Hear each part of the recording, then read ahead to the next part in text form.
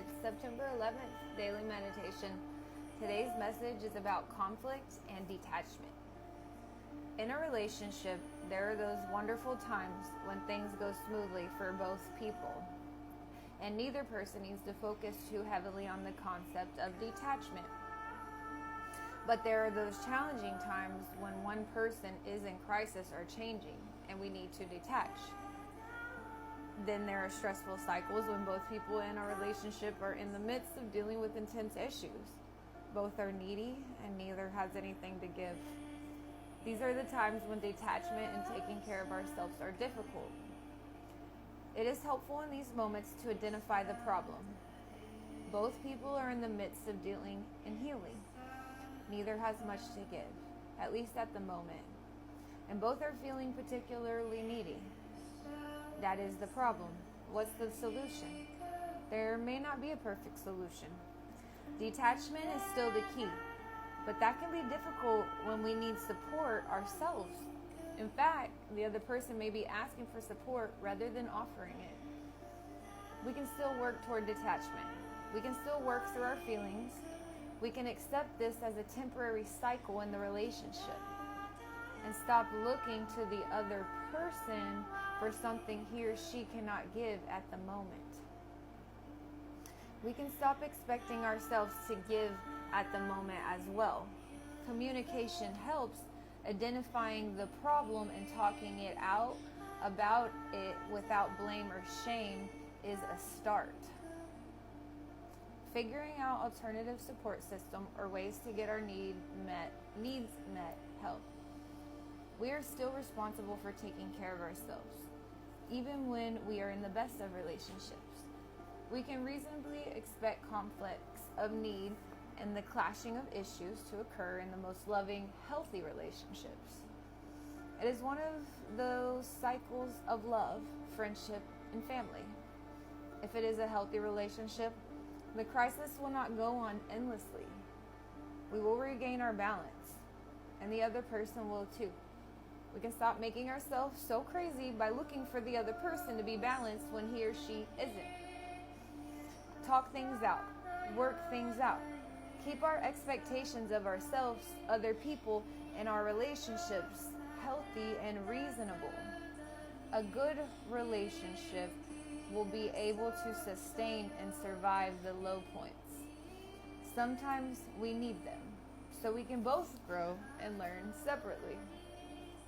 Sometimes people who are usually there for us cannot be there for us. We can find another way to take care of ourselves. So the affirmation says, today, I will remember that my best relationships have low points.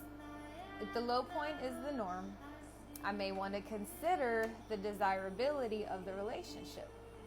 If the low point is a temporary cycle, I will practice understanding for myself and the other person.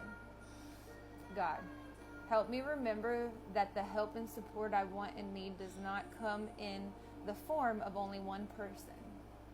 Help me be open to healthy options for taking care of myself if my normal support system is not available. Wow, what a great message, always on time in my life about conflict and detachment. And what it's saying is, even in healthy relationships, things happen.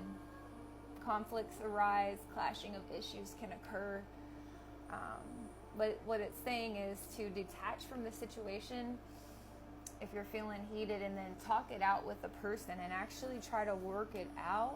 And I know something that I learned from a friend recently that works for me and my relationships is when I wake up in the day, say with your spouse, if you're really not feeling good that day, if it's not a good day for you, you can say, hey, on a scale of 0 to 100%, I'm only at 25% today. That's all I got in me. That's all I can give.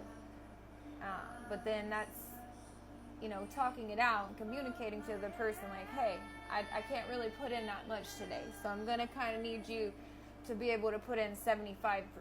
And a lot of times it does work that way. But like I said, sometimes there's days when both people are in the midst of dealing and healing.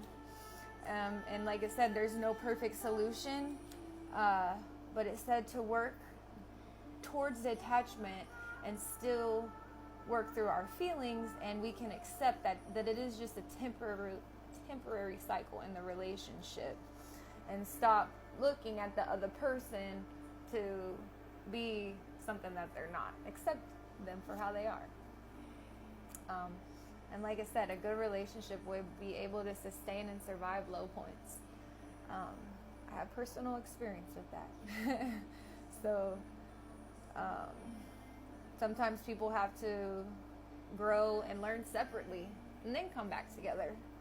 But only you will know what's right for you and the relationships in your life. So let me know what y'all think of this message, and I will see y'all tomorrow, friends.